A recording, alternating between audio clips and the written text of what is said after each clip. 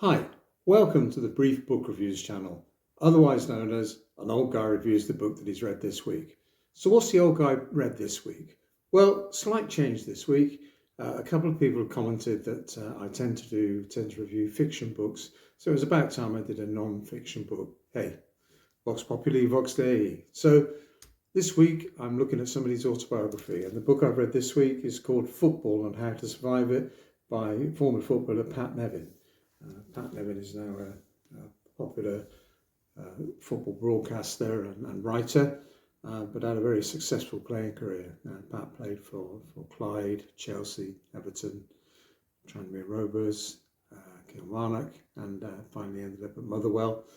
And his first memoir, the story of the first part of his football career at Clyde, Chelsea and Everton, called The Accidental Footballer, which was published in May 2021, was very well received. So this book is the second memoir, and it covers the second part of Pat's footballing and business career, and was published on the 1st of June 2023 here in the UK. So generally, footballers' autobiographies, not that keen. They tend to be a few funny behind-the-scenes stories told to a local journo that ghostwrites the book, and there you have it. This is different. This is, to use a footballing analogy, this is a different league entirely.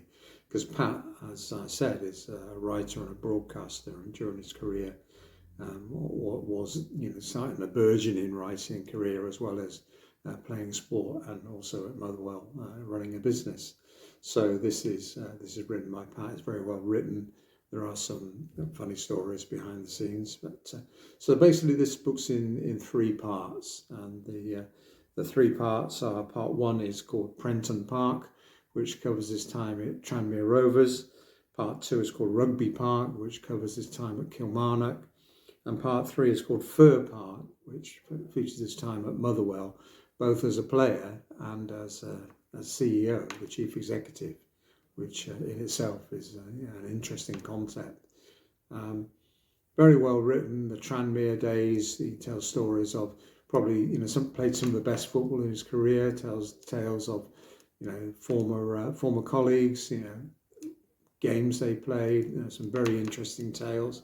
Also some tales of when he was on international duty with Scotland, including one very funny tale about Duncan Ferguson, Big Dunk, as he's well known. I'll leave that to you should you wish to read the book. So that's an interesting chapter.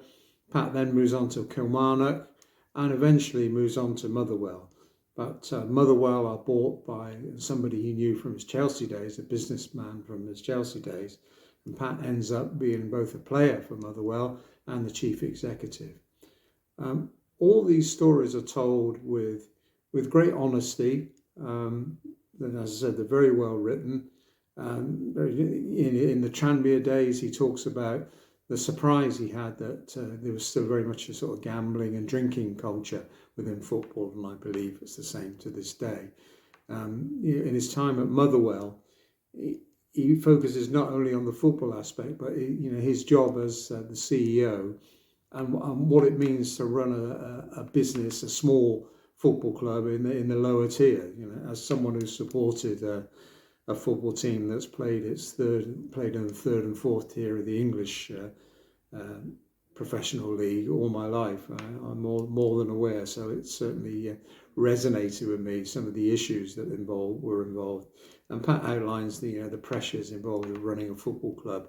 Getting the sponsorship money in, making sure the fans are happy, making sure the players are happy, and all the things that go with that, and particularly the commercial pressures from the owner and the owner's money men who are looking to get a return on their investment.